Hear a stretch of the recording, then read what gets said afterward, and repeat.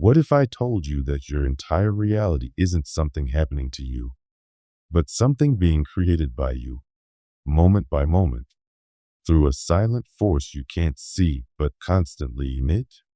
There's a vibrational law already active in your life. It's not waiting for your permission. It doesn't need your understanding. It's responding to your energy right now. Not your words, not your plans, not your goals, just your vibration. If you're vibrating fear, it returns fear. If you're vibrating strength, it opens paths that never existed before. And if this message has found you now, it's not by accident. Your energy has already reached the frequency where this truth can be revealed. Something in you has called this forward. You've triggered the next level. That feeling you've had lately, that life is speeding up, getting stranger, harder to predict, that's not your imagination. That's the law in motion. It's bending your world to match the frequency you're currently giving off. And as this law responds, it begins to collapse everything that no longer fits. It removes what cannot go with you into what's next. But it doesn't do it gently. It does it with precision. Because it isn't emotional, it's exact. This law was first revealed by Thoth, the ancient master of sacred wisdom. He made it clear. This law doesn't wait for you to be ready. It doesn't follow your schedule. It follows your vibration. Whether you know about it or not, whether you believe it or not, it's already shaping your life. And if you don't learn to work with it, it will continue to rearrange your world in ways you don't understand. When this law activates, most people think something is going wrong. Everything that once felt stable begins to fall apart. People leave. Plans break. Emotions become unstable. It feels like the ground beneath you is shifting. And it is. That's when fear kicks in. The mind wants to fix it, control it, go back to something familiar. But there's no going back. The law doesn't allow backtracking. Once your frequency rises, anything that doesn't match it begins to fall away. This falling apart isn't punishment. It's preparation. It's the universe responding to the new signal you're sending out. The vibration of who you used to be is being cleared to make room for who you're becoming. That process is disorienting. You may feel like you've lost your way. But the truth is, your old world is deconstructing to make space for the one that actually aligns with your soul. This phase is sacred, but most people quit here. They return to old patterns. They cling to expired relationships. They try to reopen doors that are no longer vibrationally accessible. But once your energy shifts, those doors stay shut. Not because you've failed, but because you've outgrown them. What's really happening is something called vibrational return. When your inner energy changes, your outer world must respond. Not might, must. The field around you starts recalibrating. It removes what doesn't resonate with the new you. And that can look and feel like chaos. But the chaos is a clearing. Everything you experience is filtered through an invisible energetic field that surrounds you. That field is constantly receiving, interpreting, and broadcasting your vibration. And it's not shaped by what you consciously think. It's shaped by what you feel deep down. It's shaped by your beliefs, your memories, your emotional patterns, and even the energy of your ancestors. You don't just carry your own vibration. You carry inherited frequencies. Fear your mother carried. Pain your father never expressed. Wounds that go back generations. And all of that influences the signal your field is sending out. You might say you want peace, but if your vibration is still holding unhealed anger, the field responds to the anger. You might speak of abundance, but if you're still vibrating lack, the field mirrors lack. The law doesn't care what you say. It cares what you sustain, and what you sustain becomes your reality. This is why people get stuck in repeating patterns. They change their actions, but don't clear the deeper frequency. So the same kind of relationships show up, the same emotional pain, the same lessons, in new forms, because the vibration hasn't shifted. And here's what makes it even more intense. The vibrational law doesn't start working when you learn about it. It's been active your whole life. Every thought you've buried, every feeling you've suppressed, every belief you absorbed as truth, it's all stored in your field, running in the background like hidden software. And until you bring that programming into the light, it continues shaping your life from the shadows. That's why clearing the field is essential. And clearing it requires more than good intentions or surface level positivity. It requires deep presence, honesty, and a willingness to face what you've inherited and what you've denied. It requires you to become conscious of what you're actually vibrating, not just what you're saying or hoping. The ancient temples dedicated to Thoth weren't places of blind worship. They were vibrational laboratories, spaces built with sacred geometry and intentional acoustics, designed to shift energy. In those temples, initiates used breath, silence, sound, and frequency not as ritual, but as science. They knew that certain tones, when chanted in full presence, could dissolve the blocks in the energy field and release stored trauma. They understood that sound bypassed the conscious mind and spoke directly to the soul. That's why sacred chants and mantras carried no translation. Their power was in the vibration, not the words. Today, modern science is just beginning to catch up.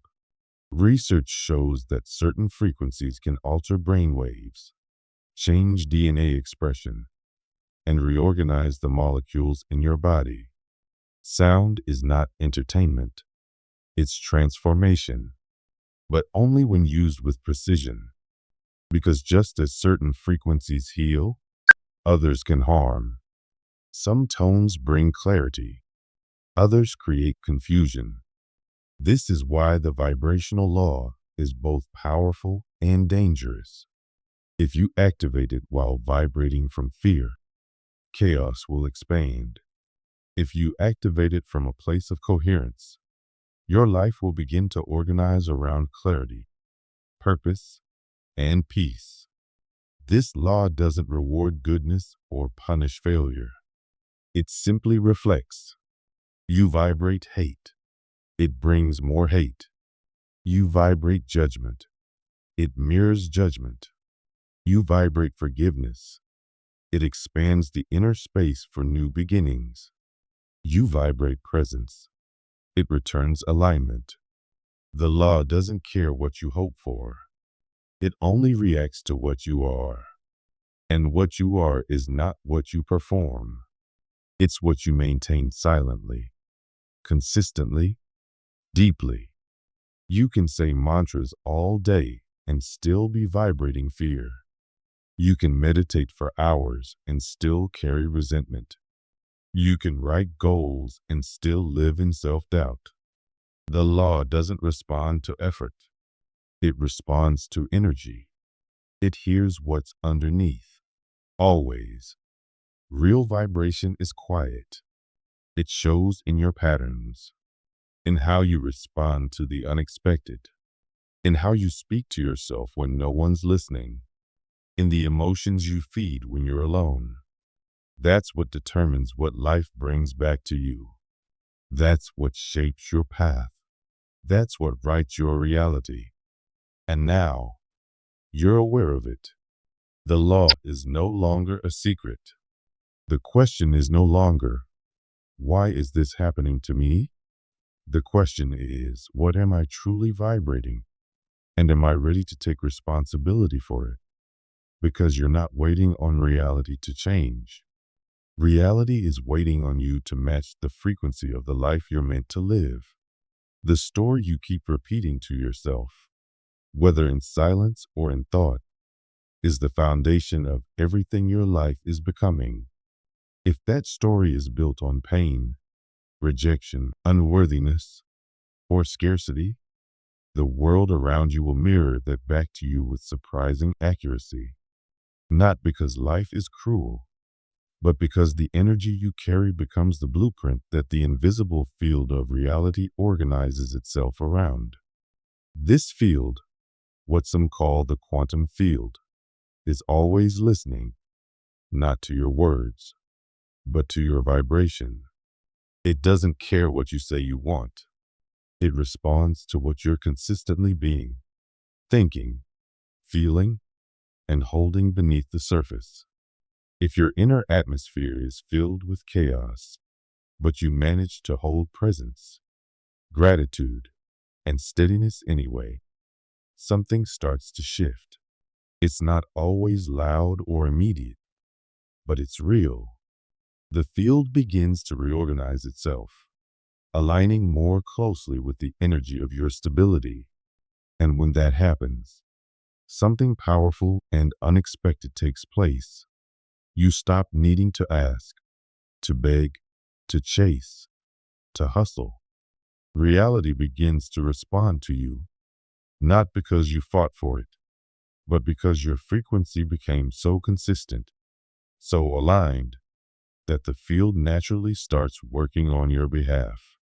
The things you once ran after begin to approach you, not out of magic or coincidence, but because you're now broadcasting a signal strong enough for them to find you. This isn't magic. It never was. What ancient civilizations described as miracles or divine intervention is now being explored through the lens of quantum science. The names have changed, but the essence remains untouched. Thousands of years ago, spiritual initiates understood something that physicists are only now beginning to describe: that energy responds to consciousness, that observation, real, focused, intentional observation, interacts with the very fabric of matter. And when you observe something with presence, with awareness, and with coherent emotion, that observation causes the energy field around it to collapse into form. This is known as the collapse of the wave function in quantum physics. Before observation, a particle exists in many potential states. It is a possibility, but the moment it's observed, it chooses one state. It becomes something specific, and that choice is not random. It is influenced by the observer, by how they feel, what they expect, what they unconsciously project, and what kind of energy they hold. The universe is not passive. It is interactive. It behaves differently when someone is aware. It shifts in response to the vibrational posture of the one observing it. This changes everything. If your baseline energy is rooted in fear, you activate possibilities that align with fear. If your energy is steeped in lack or doubt, those are the frequencies that get reflected back to you. But if your core vibration holds peace, clarity, trust, and wholeness, then your field begins to access a completely different version of reality, one that may have always been available, but remained unseen until your vibration opened the door. The key is realizing that you're not creating reality from scratch. You are aligning with a version of it that already exists. There are infinite possible outcomes for your life, and your vibration selects the one that becomes visible. The act of manifestation, then, is not about forcing life to give you something. It is about tuning yourself into the frequency of the version of you that already has it. And this tuning happens not through force, but through energetic consistency. What most people don't realize is that it's not about wanting more, harder, louder. It's about becoming more aligned. Because the field doesn't respond to desire. It responds to coherence. Coherence is when your mind, your emotions, your body, and your actions are all vibrating in harmony.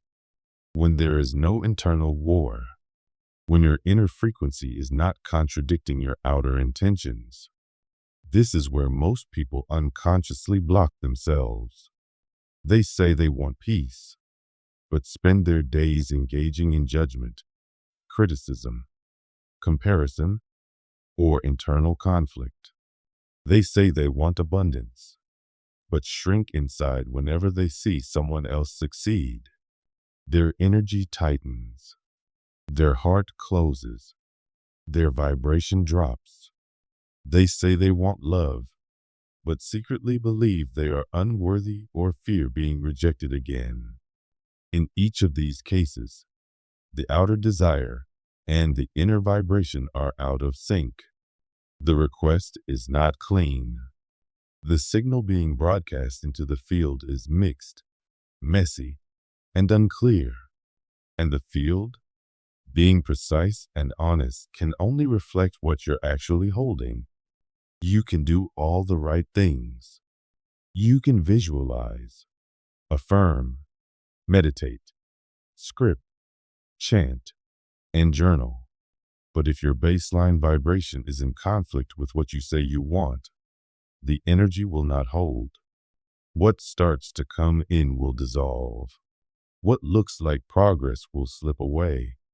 The field won't be able to organize the manifestation because you are unconsciously rejecting the very thing you're asking for. This is not punishment. It's precision.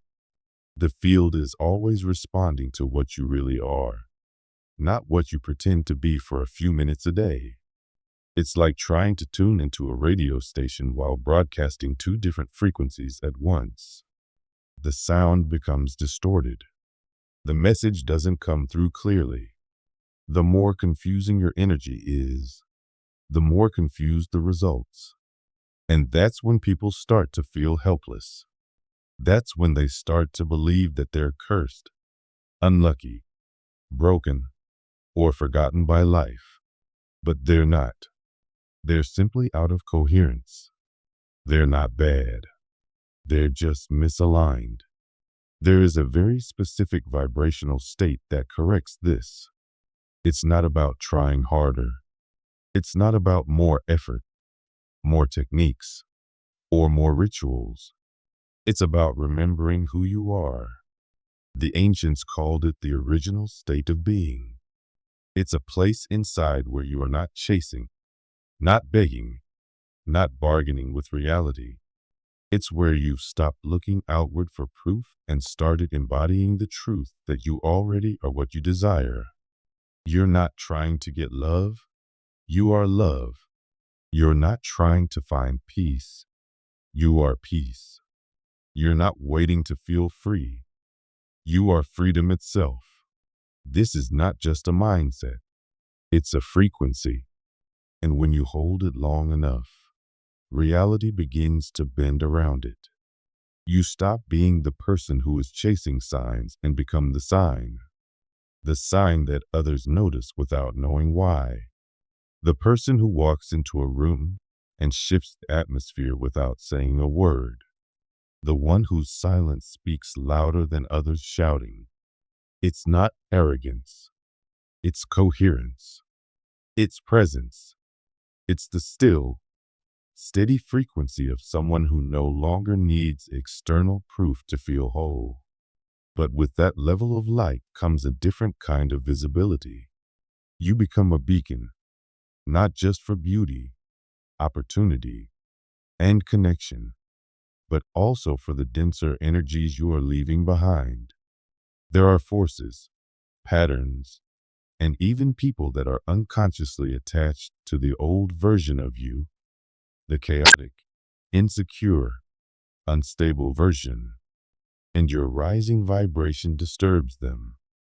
Not because you've done anything wrong, but because your presence now disrupts patterns that were once comfortable for them. This is why spiritual protection becomes necessary, not in a fearful way, but in a wise and loving way. As your light grows, your sensitivity increases. You begin to feel things that others don't. Your field becomes more refined. And just as a clean window shows more smudges, a clean energy field picks up more interference. Protection is not about hiding. It's about maintaining clarity in the face of external noise. In ancient times, every spiritual practice of expansion was paired with a practice of protection. Symbols like the Ankh were not just decorative. They were energetic tools. Breathwork was used not just to calm the mind, but to anchor light into the body. Silence was considered sacred, not just as absence of sound, but as a shield of purity. Words were seen as openings, and not every door deserved to be opened. Initiates were trained to speak less, to feel more, and to share only with those whose frequency resonated with the same space. Today, the temple is no longer stone and marble. It's your energy field, and the attacks don't come from swords or spells, but from endless notifications, constant comparison, noisy headlines, emotional drama, and digital overload. Every moment you lose presence is an open window. Every time you overreact, self-abandon, or slip into unconscious patterns, you weaken the structure of your field. That's why protection now must be a lifestyle, not a morning ritual or bedtime routine, but a conscious way of being. Meditation is protection. Discernment is protection. Choosing who you allow in your space is protection. Saying no without guilt is protection. Not over-explaining yourself is protection. Keeping your peace sacred is protection. But the strongest protection doesn't come from what you do. It comes from who you are. Your shield is your inner alignment. Your coherence is your boundary. Your vibration is your safety. When your field becomes that clear, life flows differently. The universe stops responding to your desperation and starts responding to your truth. You stop chasing the future and begin living the frequency of what you already are. And in that frequency, you become magnetic, not because you're trying to attract, but because you've become the thing others are seeking. You are no longer trying to manifest from lack. You are manifesting from fullness. You are not asking life to save you. You are showing life that you remember who you are. And that changes everything. Not in a dramatic, movie-like way, but in quiet, sacred, irreversible ways. The heaviness lifts. The resistance fades. The wrong people disappear. The right opportunities arrive without effort. Not because you finally got it right, but because you finally got into alignment.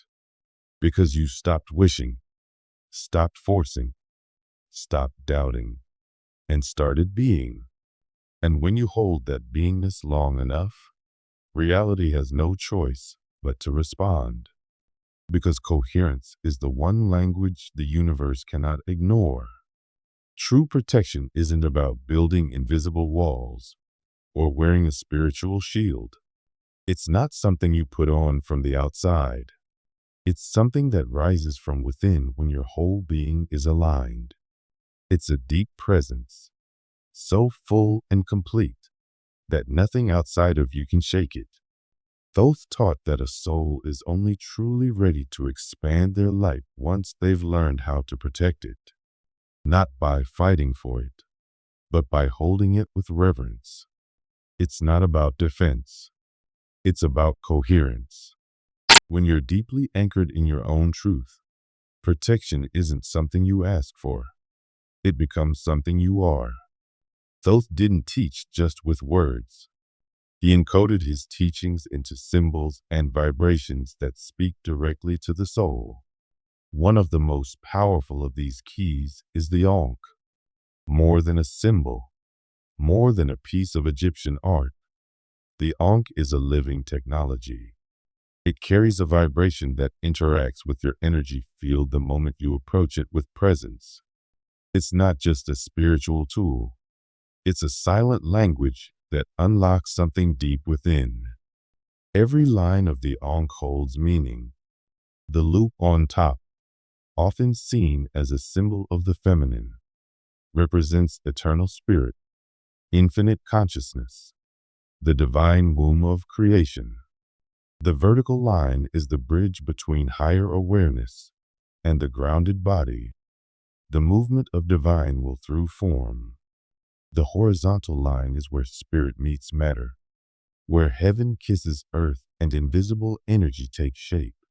When all three meet in the center of the Ankh, they form a sacred intersection. This isn't just a metaphor. That crossing point is an energetic event. It's where eternal and temporary meet, where masculine and feminine unite, where presence and form merge. That's why the Ankh is called the key of life, not because it opens something outside of you, but because it activates what's dormant within. When you look at the Ankh with presence, when you meditate on it or visualize it clearly, it begins to reorganize your energy. You start to feel more centered, your thoughts quiet, your emotional layers begin to release what no longer belongs. There's a subtle but powerful shift. It's like a light turns on inside your spine, awakening a vibrational alignment from your root to your crown. That energy moves in you without effort, repositioning what was out of tune, restoring your inner order. And this restoration isn't only energetic, it affects your thoughts, your emotions, your entire nervous system. Patterns of anxiety start to unravel. Heavy feelings begin to lift. The Ankh carries a vibration that speaks to your field and says, "You are already whole. You are already light." That's why it's not just a symbol. It's a transmitter. It's a mirror. It reflects back to you what you have the power to become. For many initiates, this symbol became a companion. It triggered emotional breakthroughs. It shifted states of consciousness. It reorganized their lives, not by force, but through deep resonance. The Ankh didn't do the healing. It simply reminded the soul of its original frequency. Some people cry when they work with it. Some feel a wave of energy. Others just feel a silence so deep that words disappear. But something always moves. Something always clears. Because the Ankh doesn't work through pressure. It works through purity. Its structure awakens the order already living inside you. An order buried under years of noise, distortion, and stress. And when that order reawakens, something incredible begins to happen. Your energy becomes a clear signal. You become a steady channel of life force. You stop leaking energy. You stop attracting chaos. You stop being an easy target for low vibrations. Not because you're fighting them off, but because they no longer have space to land. Your field becomes whole. Your presence becomes a filter. You begin to walk in coherence, and everything around you adjusts. You don't need to ask for protection. You've become the vibration of it. You're no longer defending anything. You're simply radiating a truth that can't be touched by lies. And in that state, you become invisible to energies that don't belong to the light. Not because you're hiding, but because those energies can no longer recognize your field. You're not vibrating on their level anymore. You're in a new dimension of being, and only what matches that dimension can approach you. This is when true spiritual authority begins. Not when you've collected the most knowledge, not when you've memorized the most rituals, but when your inner vibration becomes so coherent that it leads your life without you having to try. This is the kind of presence that changes everything. It's silent, but undeniable. It walks into a room and shifts the atmosphere. It doesn't need attention, but it gets noticed. Not because of ego, but because of essence. At this level, you stop chasing what isn't meant for you. You stop trying to prove your worth. You stop justifying your journey. You don't need to. The field speaks for you. Your vibration becomes your message. Your silence becomes your resume. Your alignment becomes your invitation. People feel the change in you, even if they can't explain it. Opportunities align. Timing flows. Old patterns dissolve. And the Ankh, which looks like just a simple shape, becomes your reminder that everything you're becoming was already inside you, waiting to be claimed. And then something else happens. You reach a point where you can't go back. Not because you're trying to escape the past, but because your energy no longer fits inside the life you once lived. It becomes physically uncomfortable to stay in spaces that no longer match your truth. Conversations that once entertained you now feel draining. Relationships that once defined you begin to feel foreign. You feel it in your body, tightness, restlessness, anxiety when you're around people or places that used to comfort you. And none of it is personal. It's vibrational. Your soul has outgrown those old settings. Your energy is saying, "This isn't me anymore." Not out of judgment, out of resonance. It's like trying to tune two instruments. If one is in harmony and the other isn't, they can't play the same song. So the old connections fade. The invitations stop. The messages slow down. Not because of conflict, but because of clarity. Your field is silently rewriting your reality. What no longer matches your frequency naturally falls away. And this falling away is not easy. It requires you to let go.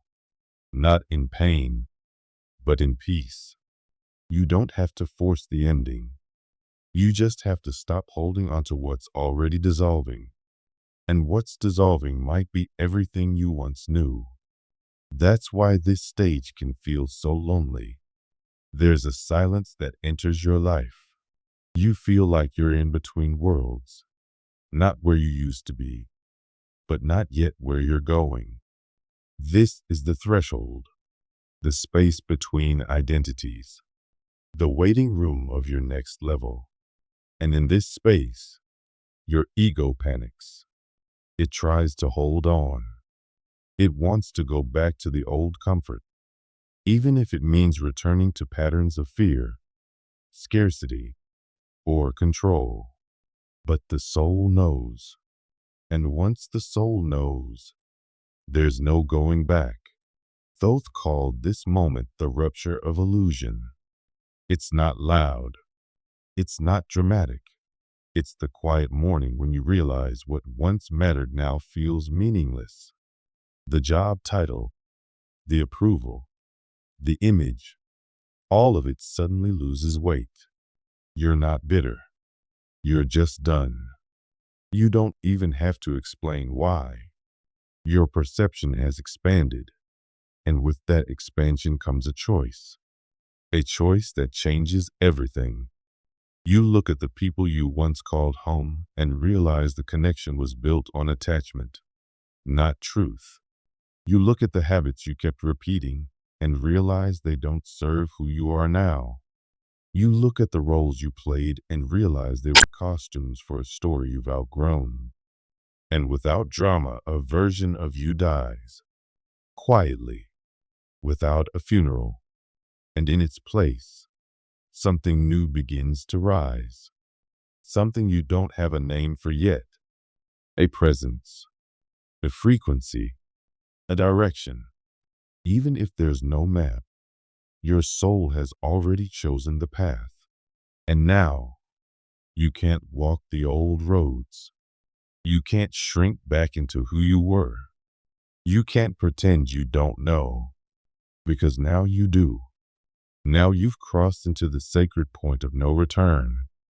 The moment your vibration becomes so pure that it breaks the cycle of repetition, you're no longer living by old patterns.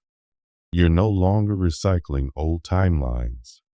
You've stepped into a new field, and even if nothing around you has changed yet, you have. And that change is irreversible. You don't have to convince anyone. You don't have to announce your transformation. The frequency does that for you. Your vibration starts sending out new commands. What's no longer aligned gently moves away. What matches your new truth begins to find you, not through effort, but through attraction. This is where conscious creation begins. Not when you learn something new, but when you stop vibrating the old. When your inner world becomes coherent, life around you rearranges itself to match. This new life doesn't come through struggle. It doesn't come through approval. It doesn't depend on who likes you or who doesn't. It doesn't ask for validation. It arrives because you've become the version of you who can live it. At first, it may feel strange. You may even feel guilty for how easy it starts to become. Because the world taught you that you had to earn peace, fight for happiness, suffer for success. But on the vibrational level, that logic no longer applies. The field doesn't respond to what you say. It responds to what you sustain in silence. It responds to the energy you are when no one's watching. So you stop announcing your growth. You stop defending your choices. You stop explaining your path. You just become the energy of what you want to live.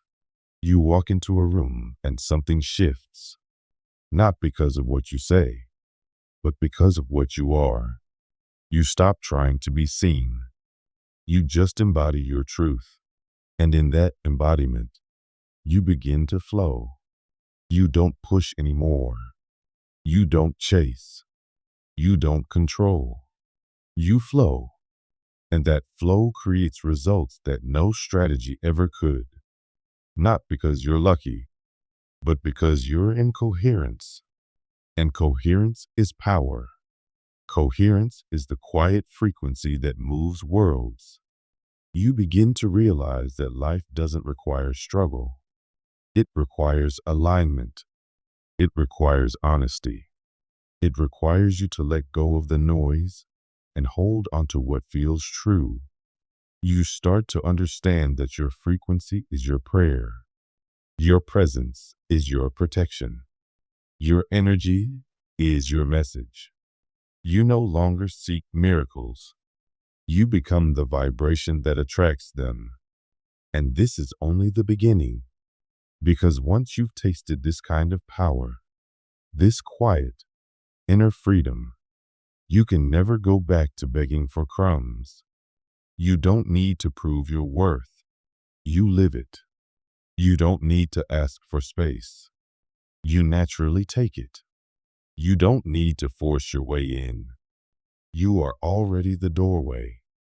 Everything begins to align. Not all at once, but piece by piece. And every piece confirms the same truth. When you choose your frequency, life listens. And it responds. Not with noise, but with clarity. Not with chaos, but with synchronicity, not with force, but with ease. Because now, you've remembered who you are.